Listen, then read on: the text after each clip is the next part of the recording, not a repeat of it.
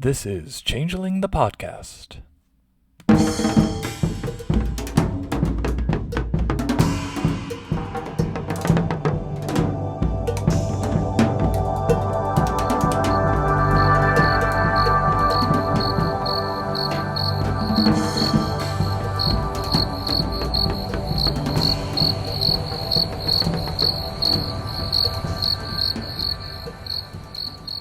Welcome to Changeling the Podcast. Come for the glamour, stay for the vibes. I'm your host Pooka, and in today's minisode, I'll be discussing Sueños and Guerra, a Spanish-only supplement for Changeling the Dreaming's 20th Anniversary Edition. Since the show can't afford to furnish a translation, I'll be leveraging what language skills I have and doing this one solo, but I'll do my best to keep this engaging and informative throughout. So, the title translates to Dreams at War, and indeed, if we look at the cover, we see three changelings, a Liam She flanked by two attendants, a troll and a satyr, all carrying weapons and looking ready to rumble. With a translation of the back blurb, we get, I'm going to do my best here, War to avoid, an engagement party in an idyllic coastal town between the daughter of Sir Wenceslao and the son of Baron Beltran. An accident, a mysterious disappearance, a meddling reporter, and a plot that seems to just keep getting more complicated, all bringing the town to the brink of a conflict about to erupt. Can the characters discover what's really happening in Sueños before war between the nobles breaks out? Will Sueños be left exposed to banality, or will the characters manage to protect it? A mystery to solve. Sueños and Guerra is a self-contained introductory story for Changeling the Dreaming 20th Anniversary Edition, set in a coastal village called Sueños, which I'll point out here translates to Dream Willows, which includes everything necessary for a beginning gaming group to run, as well as additional material to convert the adventure into the starting point for a longer chronicle, or a chapter in an ongoing chronicle. Sueños en Guerra is an exclusive adventure for the backers of Changeling the Dreaming 20th Anniversary Edition in Spanish, thanks to those who made it possible. So I'll see how well it lives up to that description, as much as I can working through my third language with a little help from WordReference.com. This module was written by Concepcion Perea, and the art is by Patricia de Blas. It's got an imprint from Biblioteca Obscura, who are the official authors for Spanish localized content for White Wolf, and it was published by Nosolorol, who are the officially licensed publishers. Previously, in the earlier days of the game, it was La Factoría de Ideas, so I don't know if they're out of business now, maybe. And we've talked on this show before about the French and German-only supplements, which have similarly not been translated or released to the English-speaking market. Part of my own curiosity is, I always wonder to what degree role-playing communities around the world have an approach to and experience of tabletop that might be different from my own. How do aspects of culture come through? Does it complicate the often-heard complaint that Changeling is too US-centric? I don't know that reading through this supplement really answers those questions here, but they're on my mind whenever I put this linguistics degree to use. In any case, this is to my knowledge the sole Spanish-only supplement for C20, and I also want to call out some thanks to Nosolorol themselves for generously providing me a copy for this minisode, because the PDF is not, as far as I can tell, available for sale anywhere online. Something I also think about a lot is the terminology across languages. So Biblioteca Obscura and Nosolorol produced a glossary of terms for C20 in Spanish, which is freely available, and I suppose I should talk about that product for a minute too. Basically, it's a bidirectional dictionary of terms with Spanish to English and then English into Spanish for basically everything in the game, especially any term that's capitalized. Like, seriously, they have translations of every single barony and duchy and kingdom. They list all of the cantrips by art in order. There are translations for every birthright and frailty. And this is fantastic, especially if you only have the English book but you aren't confident in your understanding of everything. Some of the terms of art are unchanged or quite similar. Glamour is glamour in Spanish, although I wonder how much that really gets beyond the fashion connotation. Banality is banalidad. Concordia is concordia. For some of these, there are also explanatory notes for where a term comes from, and in some cases why they chose not to localize it. Sometimes with a pronunciation guide that can be an intriguing mix of Irish Gaelic authenticity and accommodation of Spanish speakers. For example, on this show, we, like every other Changeling player I've met, say Kithane. Here, the phonetic guide indicates that it's Kithain, which is technically truer to the Irish, and it's rendered as K-I-Z-A with an accent, N, which gets you Kithan in Castilian Spanish. Anyway, I think it's cool. I'm also intrigued by moments where the localized term they've used adds a slightly different shade of meaning, in my opinion. For example, dross is translated not as escoria, but as barcia, which is the word for chaff, and while both are used metaphorically to mean something worthless, they have different origins. Dross refers to byproducts from metal smelting, and chaff from the grain harvest. Maybe more significantly, Seelie and Unseelie are translated as luminosa and oscura, which overtly mean bright and dark, adding a valence that we often push back against in our discussion of those chords. But this is an example of one with an explanatory note where they say, see how my translation goes here, even though Seelie means blessed or fortunate in Scottish Gaelic, we've decided to keep the term luminoso used in previous Spanish editions of Changeling the Dreaming, already being a well-established term among Spanish-speaking fans of the game.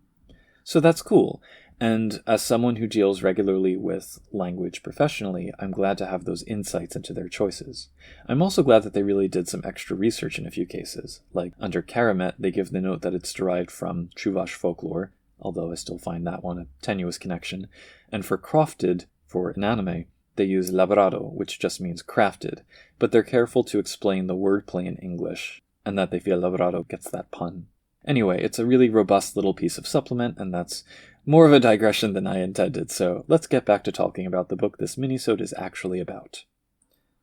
The introduction says that this investigative adventure has Shakespearean touches and a sandbox approach, so that players can resolve things in 1 or 2 sessions, or integrate it into a longer chronicle. The characters are vassals of a Shi, attending the engagement party of his son who disappears the next morning, so naturally they are tapped to help find the youth. There's background information about the village of Sueños and its setting. An isolated and picturesque seaside village, abandoned after a war, it was discovered and reclaimed by a Liam Shi, Sir Wenceslao, who set up a working farm and eventually an artisanal cheese brand with the help of his fellow Fae. It's got about 20 houses around a central church, it's a mishmash of preserved bucolic features and modern conveniences, there is Wi-Fi, and tourists occasionally come for a taste of traditional life. You can't see me making the heavy air quotes there, traditional. There are Spanish Civil War bunkers scattered through the surrounding hills, with some less sociable and or less savory changelings taking up residence there and getting up to trouble with youth from larger nearby towns. On top of the day-to-day running of this place that's part cottage enterprise, part open-air museum, and dealing with the more fractious members of his little holding, Wenceslao also has resisted the overtures of an alienage Shi named Lisandro, who wants to develop the Sueños brand and put it on the map, or whatever. And out of spite at being rejected, Lisandro has started sabotaging cheese shipments and whatnot to get his way. He's rapidly sliding into banality and madness as he tries to seize the village. So, Wenceslao is joining forces with a Gwydion baron named Beltran, sealing their alliance with a Beltane festival betrothal between the Liam's daughter, Phaedra, and the Gwydion's son, Unai.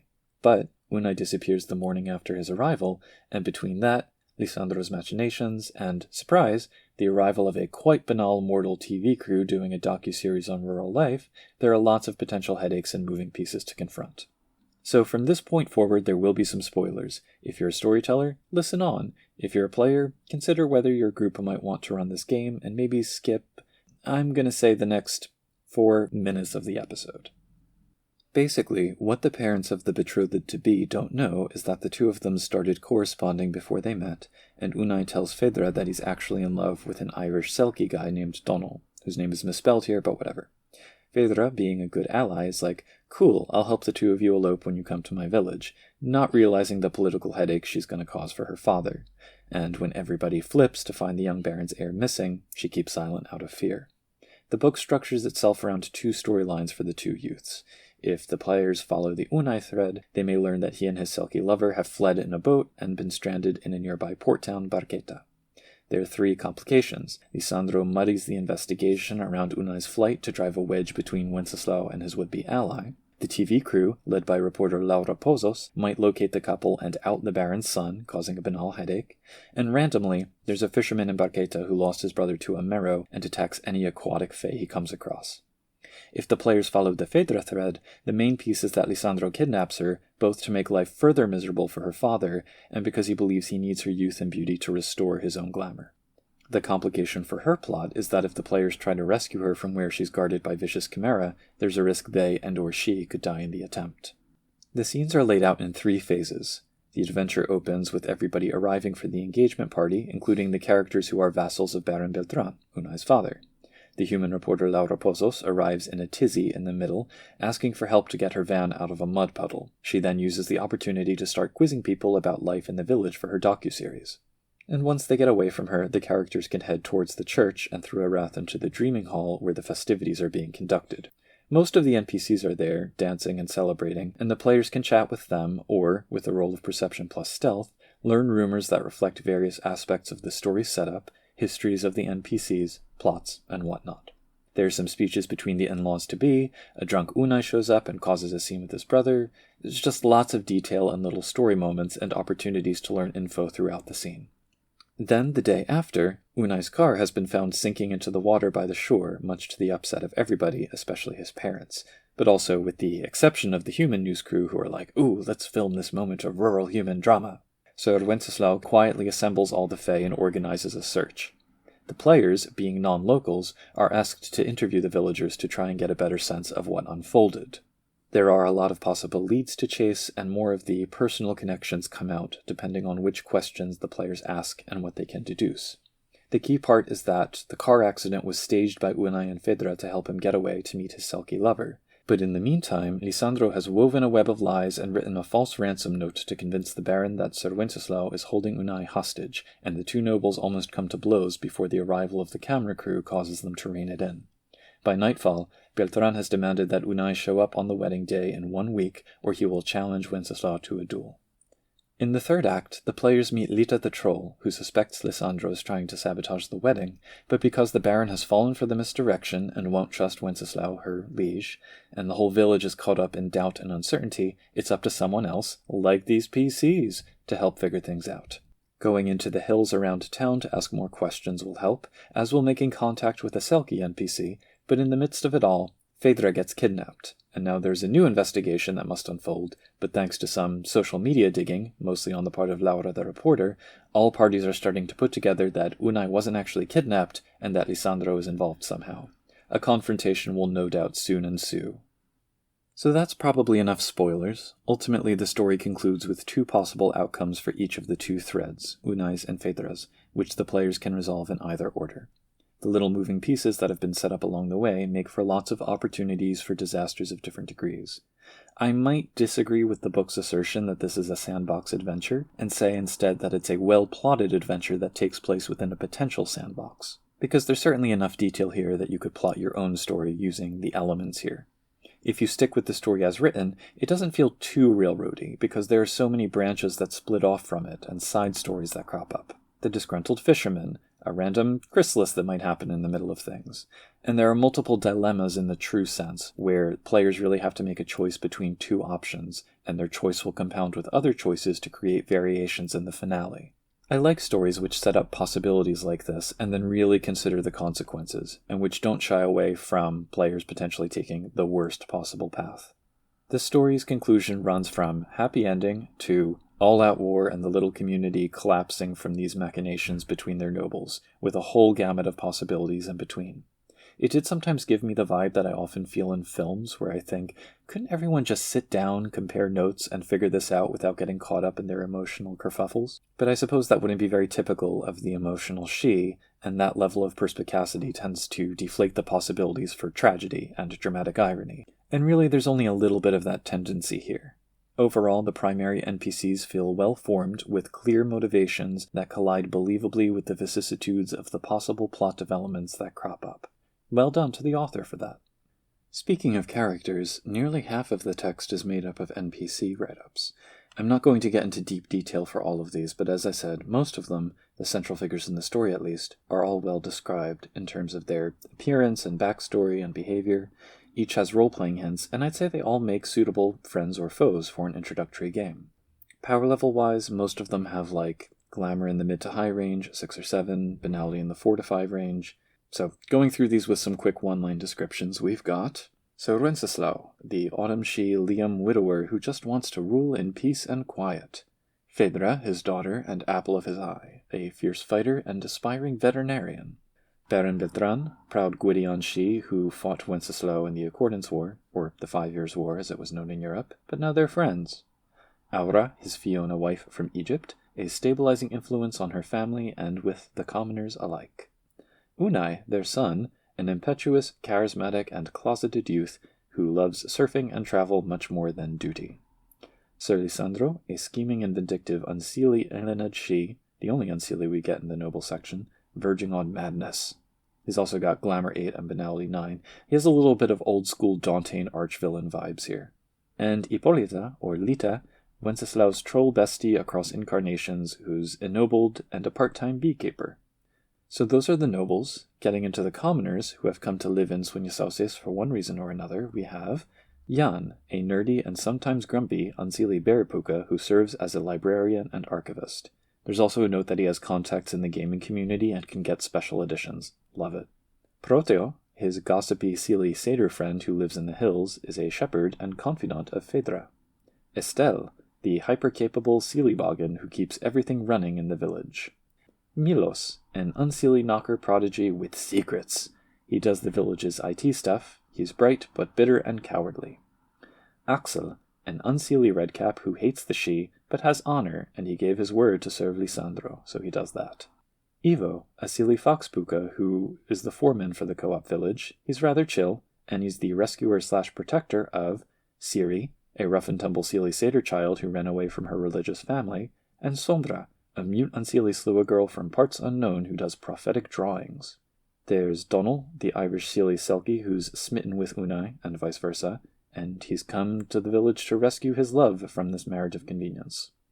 Cierzo, an unseelie slua detective, spy, and blackmailer who grudgingly works for Lisandro. Jürgen, an elderly grump troll devoted to Wenceslao and Lita, living in a bunker in the hills. And Falcata, a sadistic unseelie redcap who serves as Lisandro's top henchman. There's also one Canaan in here, Ion, the other son of Beltran and Aura, who suspects his brother has run away, and two humans, David, the quiet and daydreaming cameraman who has more to him than meets the eye, and Laura Pozos, the self-centered but not evil presenter determined to be a big-time reporter. And that's the characters, and they're with the end of the book. Side note, I also want to give major plaudits to the artist because there are some truly lovely pieces in this book, including a couple character portraits in this section that have kind of an Art Nouveau sensibility. The NPCs are a good mix overall. I want to also point to the fact that this, I think, is the only occasion we get full character sheets in the context of a chronicle for C20, because the core book doesn't include a sample story, and the Yours to Keep Jumpstart has, streamlined stats for its NPCs. It makes more sense to have complete stat blocks in this supplement because it serves as much as a setting reference for other stories more than a Jumpstart does. But little moments tumble out of that, like we're told that the character with Banality 9 is worried about becoming undone, so you get to kind of see how the stats translate into that role-playing guidance. It also shows an approach to character design that might be more typical of previous editions.